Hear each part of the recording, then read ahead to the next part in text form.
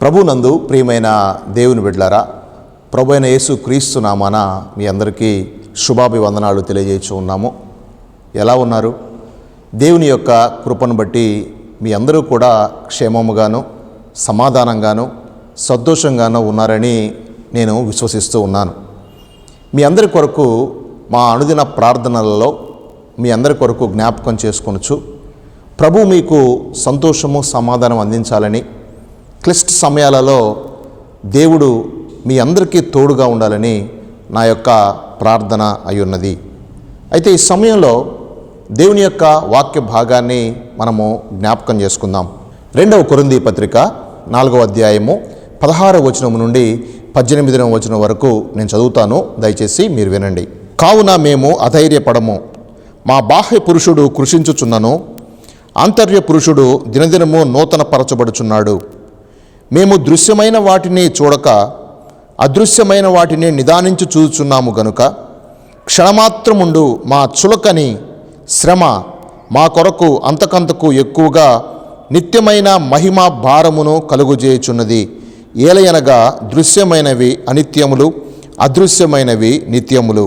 పరిశుద్ధ గ్రంథంలో చదవబడినటువంటి ఈ వాక్య భాగాన్ని మనం గమనించినట్లయితే అపోస్తుడైనటువంటి పౌలు కొరింథీ సంఘానికి ఈ ఉత్తరాన్ని రాస్తున్నట్లుగా మనం చూస్తున్నాం. పౌలు సౌలుగా ఉన్నటువంటి దినాలలో క్రైస్తవులకు వ్యతిరేకంగా ఎన్నో క్రియలు చేసి క్రైస్తవుల్ని సంహరించడానికి, క్రైస్తవులుగా ఉన్నటువంటి వారిని బాధించడానికి ఎంతగానో కంకణం కట్టుకున్నట్లుగా మనం చూస్తున్నాం. అయితే దేవుడు సౌలుని పౌలుగా మార్చి దేవుని కొరకు ఒక గొప్ప సాక్షిగా వాడుకోవాలని దేవుని యొక్క ఆలోచన అయినది. అందుకే దేవుడు పౌలును అన్యజనులకు సువార్త ప్రకటించటానికి, నూతనమైనటువంటి సంఘాలు స్థాపించబడటానికి, ఎంతోగానో సువార్త ఇతర ప్రాంతాల్లో వెదజల్లటానికి, సువార్తను తీసుకొని వెళ్ళి ఆ సువార్త ద్వారా ఎంతోమంది యేసు క్రీస్తు వైపునకు తిప్పబట్టడానికి పౌలును దేవుడు ఒక సాధనంగా వాడుకున్నాడన్న విషయాన్ని మనందరము చూస్తున్నాం. అయితే ప్రియులారా, యేసు క్రీస్తు ప్రభువారి తరువాత ఆసియా ప్రాంతంలో అయితేనేమి, ఇతర రోమా ప్రాంతంలో అయితేనేమి, ఈ ప్రాంతాలన్నింటిలో కూడా విస్తారమైనటువంటి సేవ చేసినటువంటి వ్యక్తి అపోస్తులుడైనటువంటి పౌలు. అయితే ఈ మాటలను మనం గమనించినప్పుడు ఈ పౌలు అధైర్యపడకుండా ఉండటానికి కారణమేంటి, అసలు భయపడవలసినటువంటి కారణమేంటి అని మనం గమనించినట్లయితే ఎన్నోసార్లు శ్రమపడ్డాడు. ఎన్నోసార్లు సువార్తను ప్రకటించేటువంటి సమయాలలో ఎన్నోసార్లు ఇబ్బందులకు గురి అయ్యాడు. ఎన్నోసార్లు చాలా తప్పిదాల్లో నుంచి దేవుడు ఆయనను రక్షించినట్లుగా కూడా మనం చూస్తూ ఉంటాం, లేదా బైబిల్లో చదువుతూ ఉంటాం ప్రియులారా. అయితే మనం గమనించినట్లయితే పౌలు అంటూ ఉన్నాడు, నేను ధైర్యముతో నివాసము చేస్తూ ఉన్నటువంటి వ్యక్తిని, బాహ్య పురుషుడు కృషించిపోతున్నాను, అంతరంగంలో ఉన్నటువంటి దేవుని ఆత్మచేత నేను బలపరచబడుతూ దేవుని యొక్క శక్తిని పొందుకుంటూ నూతనమైనటువంటి వాక్చాతుర్యము కలిగి నూతనమైనటువంటి శక్తితో దేవుని యొక్క సువార్తను ఆయా ప్రాంతాల్లో ప్రకటిస్తున్నట్లుగా కూడా పౌలు తెలియజేస్తున్నట్లుగా మనం చూస్తూ ఉన్నాం. ఎంతగానో శ్రమపడ్డాడు. ఆ పైన ఉన్నటువంటి కొన్ని వచనాలను మనం చదివినట్లయితే ఎన్నోసార్లు శ్రమల్లో ఉన్నాను, ఎన్నోసార్లు ఇబ్బంది పడ్డాను, ఎన్నోసార్లు రకరకాల ఇబ్బందులు కష్టాలు నా మీదకి వచ్చినప్పటికీ కూడా నేను వాటిలో నుంచి తప్పించుకొని పోగలిగినటువంటి శక్తిని దేవుడు నాకు అనుగ్రహించాడు అని పౌలు భక్తుడు దేవుని గురించి ఎంతో గొప్పగా తెలియజేస్తున్నట్లుగా మనం చూస్తూ ఉన్నాం. పరిస్థితులను మనం గమనించినట్లయితే ప్రియులారా, పరిస్థితులు చాలాసార్లు మనకి సౌకర్యంగా ఉండకపోవచ్చు, పరిస్థితులు చాలాసార్లు మనకు ఇబ్బందికరంగా ఉండొచ్చు, కొన్నిసార్లు కష్టాలు మనల్ని కృంగదీస్తూ ఉండవచ్చు, కొన్నిసార్లు నష్టాలు మనల్ని చిన్నాభిన్నం చేస్తూ ఉండవచ్చు. ఏది ఏమైనప్పటికీ కూడా పౌలు యొక్క ఆలోచన ఏంటంటే, నేను యేసు క్రీస్తు ప్రభువారు గురించి తెలియచేయాలి, యేసు క్రీస్తు ప్రభువారు నా జీవితంలో చేసినటువంటి మేలును బట్టి నేను దేవుని సువార్తను తెలియచేయాలి, ప్రభువారి గురించి గొప్ప క్రియలు చేయాలి, ప్రభువారి గురించి గొప్ప కార్యాలు జరిగించాలి, నేను యేసు క్రీస్తు కొరకు ఒక సాక్షిగా నివాసము చేయాలన్న ఆలోచన కలిగి ఉండి తన యొక్క సువార్త పరిచర్యలో ముందుకెళ్తున్నట్లుగా నేను జ్ఞాపకం చేస్తూ ఉన్నాను. అంతేగాక మనం గమనించినట్లయితే 2వ కొరింథీ పత్రిక 5వ అధ్యాయంలో మనం చదివినట్లయితే మొదటి నుంచి కొన్ని వచనాలను మనం జ్ఞాపకం చేసుకుందాం. భూమి మీద మన గుడారమైన ఈ నివాసము శిథిలమైపోయినను చేతి పని కాక దేవుని చేత కట్టబడినదియు నిత్యమైనదియునైన నివాసము పరలోకమందు మనకున్నదని ఎరుగుదుము. మనము దిగంబరులము కాక వస్త్రము ధరించుకున్న వారముగా కనబడుదుము. కాబట్టి పరలోకం నుండి వచ్చు మన నివాసము దీనిపైన ధరించుకొన అపేక్షించుచు దీనిలో మూలుగుచున్నాము. ఈ గుడారంలోనున్న మనము భారము మోసుకొని మూలుగుచున్నాము. ఇది తీసివేయవలనని కాదు గాని మర్త్యమైనది జీవము చేత మృంగివేయబడినట్లు ఆ నివాసము దీనిపైన ధరించుకొనగోరుచున్నాము.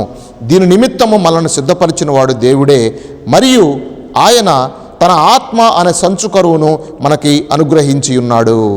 ఈ వాక్య భాగాన్ని మనం గమనించినట్లయితే భూమి మీద మనము పరదేశులమని, ఈ భూలోకం మీద మనము కొంతకాలమే నివాసము చేయాలని, దీనిని మన కొరకు సిద్ధపరచింది దేవుడే అని, మనందరము కూడా ఒక దినాన ఈ భూలోకాన్ని విడిచిపెట్టి పరలోకాన్ని స్వతంత్రించుకునే బిడ్డలుగా మనందరము ఉన్నామని, దేవుడు మన కొరకు పరలోకంలో కొంత స్థలాలను సిద్ధపరిచి ఆ యొక్క ప్రాంతంలో దేవుడు మనం నివాసము చేయడానికి యోగ్యమైనటువంటి ఈ కట్టడాలను కడుతున్నాడన్న విషయాన్ని కూడా మనం జ్ఞాపకం చేసుకుంటూ ఉన్నాం. అయితే ప్రియులారా, మనం గమనించినట్లయితే దేవుని యొక్క వాక్య భాగంలో మనం చూసినప్పుడు దేవుడే వాటిని మన కొరకు సిద్ధపరిచాడు.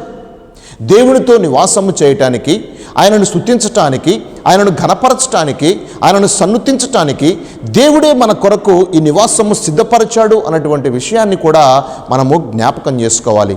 అంతేగాక మనం క్రింది వచనాలు మనం చదివినట్లయితే, వెలిచూపు వలన కాక విశ్వాసం వలనే నడుచుకొనుచున్నాము కనుక ఈ దేహములో నివసించున్నంత కాలము ప్రభువునకు దూరముగా ఉన్నామని ఎరిగియుండియు ఎల్లప్పుడూ ధైర్యము గలవారమై ఉన్నాము. ఇట్లు ధైర్యము కలిగి ఈ దేహమును విడిచిపెట్టి ప్రభువునకు నివసించుటకు ఇష్టపడుచున్నాము. గమనించినట్లయితే 7వ వచనంలో మనం చదివినప్పుడు ప్రభువునకు దూరముగా ఉన్నామని ఎరిగి కూడా మనము ధైర్యము కలిగినటువంటి బిడ్డలుగా క్రైస్తవులైనటువంటి మనము నివాసము చేస్తూ ఉన్నాం. కారణం ఏంటి అని గమనించినట్లయితే ఈ భూలోకంలో మనం చూసినప్పుడు చాలామందికి చాలా విషయాల మీద ధైర్యాన్ని కలిగి ఉంటారు. కొంతమంది వారికి ఉన్నటువంటి ధనాన్ని బట్టి, కొంతమందికి వారికి ఉన్నటువంటి ఐశ్వర్యాన్ని బట్టి, కొంతమందికి వారికి ఉన్నటువంటి ఉద్యోగాన్ని బట్టి, కొంతమందికి వారికి ఉన్నటువంటి పదవులను బట్టి వారు ధైర్యం కలిగి ఉండవచ్చు. కానీ ప్రియులారా, క్రైస్తవులైనటువంటి మనము దేవునితో ఉండటానికి, దేవునితో సంతృప్తి కలిగి జీవించటానికి, పరలోక రాజ్యాన్ని స్వతంత్రించుకోవడానికి దేవుడు మన కొరకు సిద్ధపరిచినటువంటి ఆ ప్రాంతాన్ని మనం స్వతంత్రించుకునే బిడ్డలుగా ఉండాలని దేవుని యొక్క ఆలోచన అయినట్లుగా నేను మీకు జ్ఞాపకం చేస్తున్నాను. మీ ధైర్యము ఏదైనా కావచ్చు ప్రియులారా. మీరు గమనించినట్లయితే ఈ లోకంలో ఉన్నటువంటి మనుషులను బట్టో, ఈ లోకంలో ఉన్నటువంటి మీకున్నటువంటి స్నేహితులను బట్టో, ఈ లోకంలో ఉన్నటువంటి మీకు పరిచయస్తులను బట్టో, మీ కుటుంబీకులను బట్టో మీరు ఒకవేళ ధైర్యం కలిగి ఉండవచ్చు. కానీ ఆ ధైర్యం అంతా కూడా ఒక దినాన చిన్నాభిన్నమైపోయే పరిస్థితులు ఆసన్నమవుతున్నాయి అన్న విషయాన్ని మనం జ్ఞాపకం చేసుకోవాలి. ఎందుకంటే యేసు క్రీస్తు ప్రభువారితో ఉండటానికి, దేవుని యొక్క ఔన్నత్యంలో ఉండటానికి, దేవునికి ఇష్టమైన బిడ్డలుగా నివాసము చేయటానికి, దేవునితో మనము ఆయన యొక్క గుడారములో మనం ఉండటానికి, దేవునితో మనము దేవుని స్తుతించటానికి, పరలోకంలో నివాసము చేయటానికి దేవుడు మన కొరకు ఏర్పాటు చేసిన స్థలాన్ని మనము సిద్ధపాటు కలిగి ఆ స్థలములో ఉండటానికి మనము సిద్ధపాటు చేసుకునే బిడ్డలుగా ఉండాలని ఈ విషయాన్ని నేను మీకు జ్ఞాపకం చేస్తా ఉన్నాను. అంతేకాకుండా ప్రియులారా, ఆ 5వ అధ్యాయంలో కొంచెం క్రిందికి మనం గమనించినట్లయితే, ఇట్లు ధైర్యము కలిగి ఈ దేహములను విడిచిపెట్టి ప్రభువునొద్ద నివసించుటకు ఇష్టపడుచున్నాము. కావున దేహమందున్నను దేహమును విడిచినను ఆయన కిష్టులమై ఉండవలనని మిగుల అపేక్షించుచున్నాను. పౌలు యొక్క జీవితాన్ని మనం గమనించినట్లయితే ఈ దేహమందున్నను దేహమును విడిచిపెట్టినను ప్రభువుతో ఉండటానికి ఇష్టపడతా ఉన్నాడు. ప్రభువుతో ఉండటానికి ఆలోచన కలిగి ఉన్నాడు. ప్రభువుతో ఉండటానికి తన యొక్క సిద్ధపాటును తన కొరకే తను ఎన్ని శ్రమలు వచ్చినా, కష్టం వచ్చినా, శోధన వచ్చినా, ఇరుకు వచ్చినా, ఇబ్బంది వచ్చినా, ఎలాంటి పరిస్థితి పౌలు జీవితంలో వచ్చినప్పటికీ కూడా నేను యేసు క్రీస్తుని వెంబడిస్తాను, నేను యేసు కొరకు నిలబడతాను, నేను యేసు కొరకు ఒక సాధనంగా వాడబడతాను, నేను ఆయనతో పాటు నివాసము చేయటానికి నేను సిద్ధపాటు కలిగి ఉంటున్నానని చెప్పి కొరింథీ సంఘాన్ని ఎంతగానో ఆయన బలపరుస్తున్నట్లుగా మనం ఈ సమయంలో జ్ఞాపకం చేసుకుంటూ ఉన్నాం. ఫాతిమా గజోజీ అనేటువంటి ఒక మహిళ, ఆమె యొక్క శరీరానికి ఉన్నటువంటి ఒక క్లిష్టమైనటువంటి సమస్యను గమనించినట్లయితే, ఆమె శరీరానికి సూర్యకిరణాలు తగిలినప్పుడు ఆమె శరీరము ఒక విధమైనటువంటి అలర్జీకి గురి అవుతూ ఆమె శరీరము ఎప్పుడూ కూడా సూర్యకిరణాలకి తగలకుండా ఆమె చిన్నటి నుండి జాగ్రత్త చేసుకొనిచూ ఉన్నది. ఎన్నోసార్లు ఆమె బయటికి వచ్చినటువంటి సమయాలలో చేతులకు గ్లౌజులు ధరించుకొని, ముఖానికి ఆమె నాసా వారు ధరించేటువంటి ఒక ప్రత్యేకమైనటువంటి హెల్మెట్ని ధరించుకొని బయటకు వచ్చినటువంటి స్త్రీ. ఆమెకు ఒక విచిత్రమైనటువంటి జబ్బు వచ్చి ఆమె అంతా కూడా ఎప్పుడైతే ఆమె శరీరము సూర్యరశ్మికి ఫోకస్ అవుతూ ఉంటుందో ఆ సమయంలో ఆమె శరీరం మీద ఎన్నో రకాలైనటువంటి అలర్జీలు వచ్చి ఆమె ఎంతగానో బాధపడుతూ ఉండేది. 20 సంవత్సరాల నుంచి ఆమె ఆ స్థితిలో ఉన్నది ప్రియులారా. బాధపడుతుంది, ఎంతో ఇబ్బంది పడుతుంది. అయినా సరే తను జీవించాలన్నటువంటి ఆలోచనను కలిగి ఉన్నది.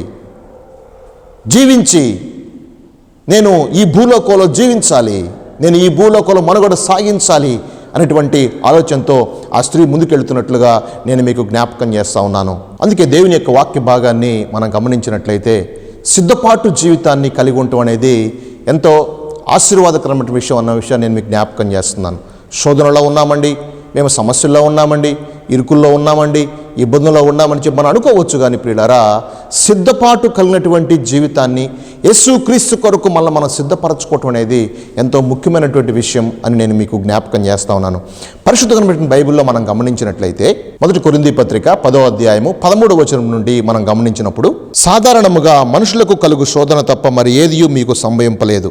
దేవుడు నమ్మదగినవాడు, మీరు సహింపగలిగినంత కంటే ఎక్కువగా ఆయన మిమ్మల్ని శోధింపనీయడు.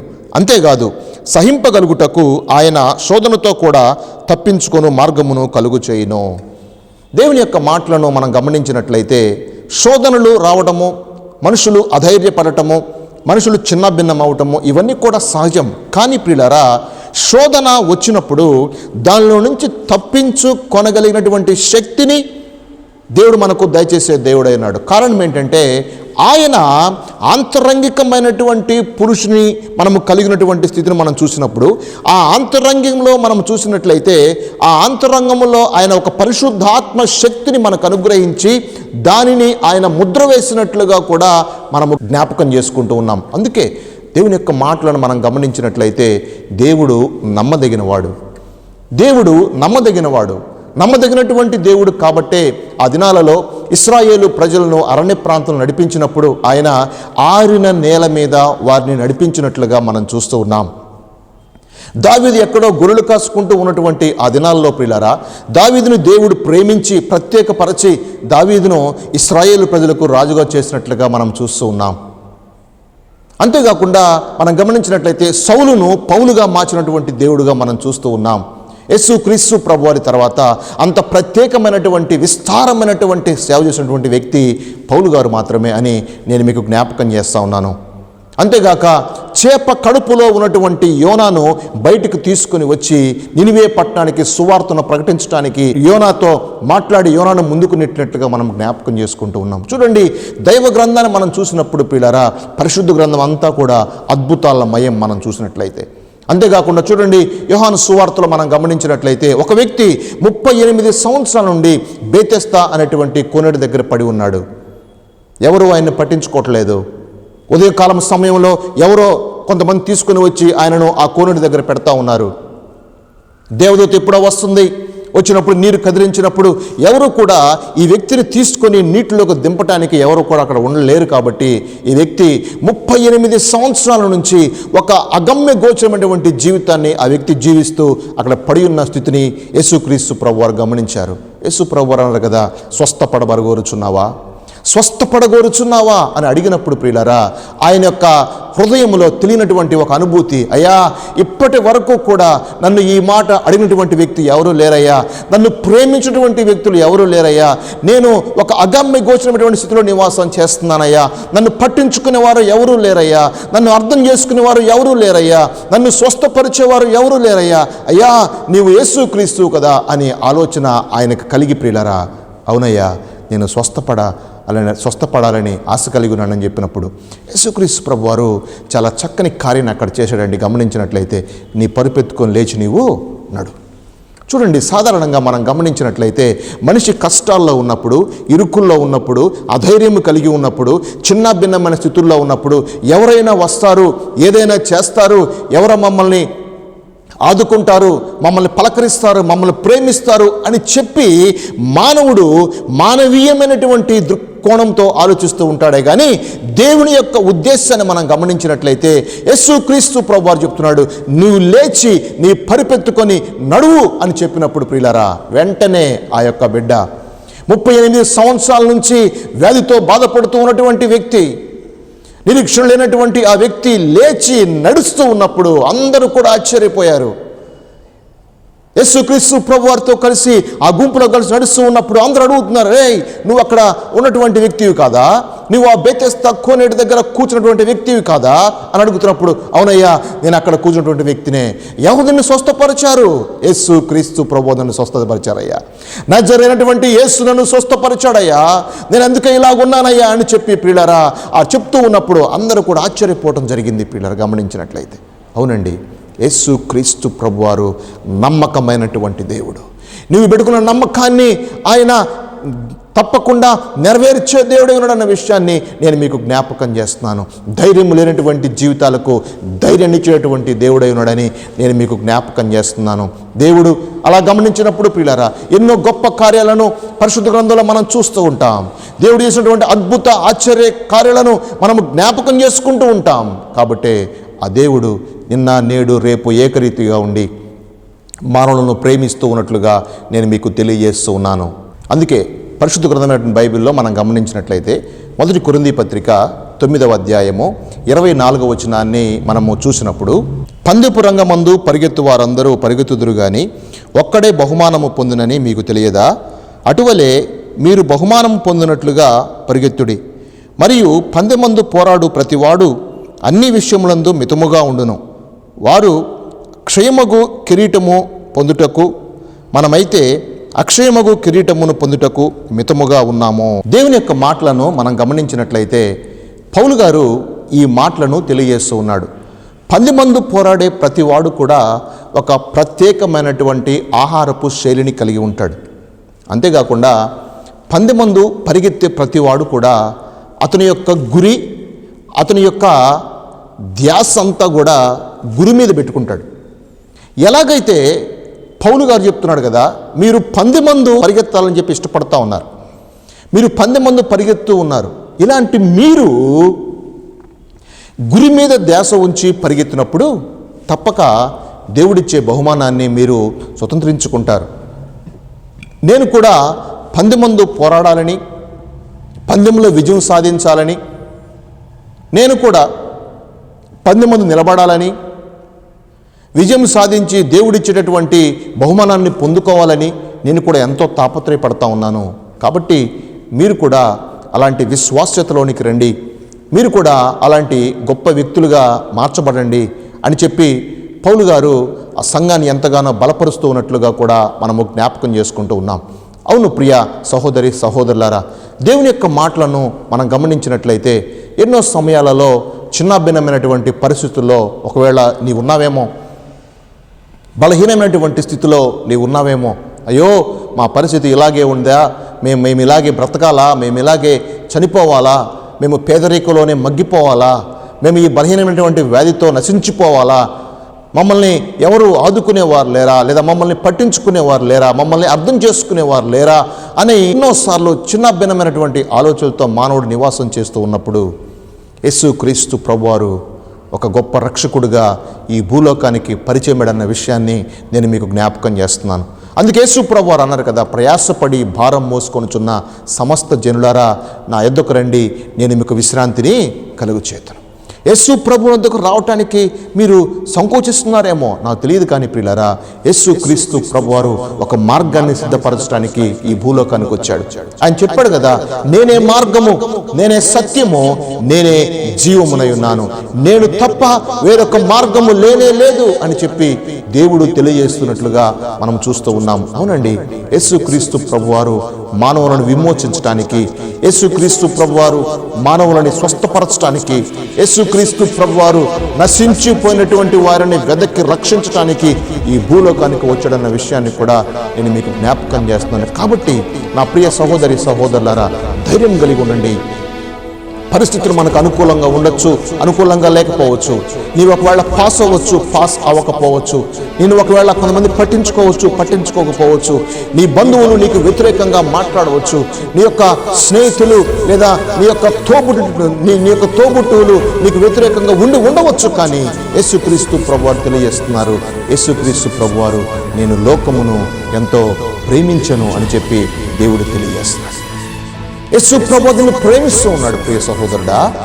యేసుక్రీస్తు ప్రభువారు నిన్ను ప్రేమిస్తున్నాడు ప్రియ సహోదరి. ఆ విషయాన్ని నీవు జ్ఞాపకం ఉంచుకొని దేవుని యొక్క చిత్తానుసారంగా ఈ భూలోకంలో నడిచినప్పుడు తప్పక దేవుడు నిన్ను దీవించి ఆశీర్వదించి ఒక ఉన్నతమైన స్థితిలో నిన్ను ఉంచుతాడన్న విషయాన్ని నేను మీకు జ్ఞాపకం చేస్తున్నాను. ఇందాక మనం చెప్పినటువంటి ఆ ఉదాహరణలో ఫాతిమా 28 దాదాపు 20 సంవత్సరాల నుంచి కూడా ఆమె ఒక విచిత్రమైనటువంటి వ్యాధితో బాధపడుతూ ఉన్నది. దానికి సరైనటువంటి మెడిసిన్ లేదు. ఎప్పుడైతే సూర్యరశ్మి కిందకి వస్తుందో, ఆమె ఎప్పుడైతే సూర్య కిరణాలు ఆమె యొక్క చర్మం మీద పడుతూ ఉంటాయో, వెంటనే తెలియనటువంటి అలర్జీ, తెలియనటువంటి బబుల్స్ ఆమె శరీరం మీద వచ్చి ఎంతగానో చిన్నాభిన్నమైపోతూ ఉండేది. కానీ ఒక నిరీక్షణ, బతకాలన్నటువంటి నిరీక్షణ, మనుగడ సాగించాలి అనేటువంటి ఒక నిరీక్షణ, ముందుకు వెళ్ళాలి అనేటువంటి నిరీక్షణ. ప్రియులారా, బాధపడకు. నీ యొక్క పరిస్థితులను చూసి చిన్నాభిన్నమైపోకు, మోకరించు.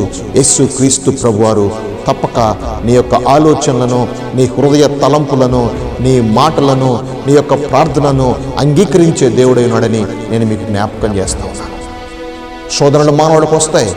అదేవిధంగా ఆ శోధనలో నుంచి తప్పించుకోవడానికి దేవుడు తప్పక ఒక మంచి ఆలోచనలను మానవులకు దయచేసే దేవుడై ఉన్నాడని నేను మీకు జ్ఞాపకం చేస్తున్నాను. కాబట్టి ప్రభు మిమ్మల్ని దీవించునుగాక.